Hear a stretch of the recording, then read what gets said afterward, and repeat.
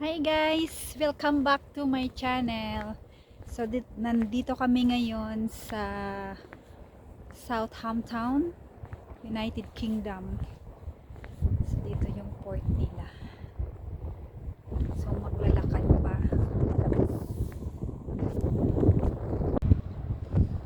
Ayan, palabas ng port, puro mga cargo.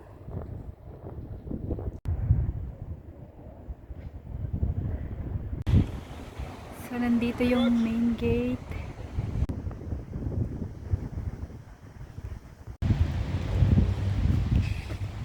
So we are on gate 10, port of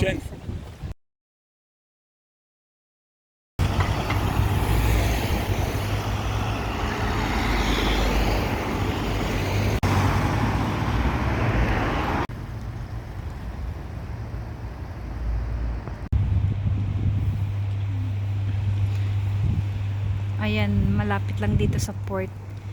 Lalakarin mo lang ng 10 minutes.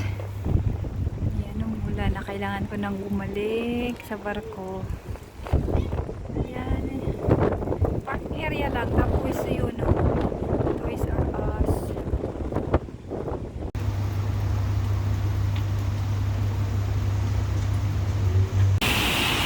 It's raining.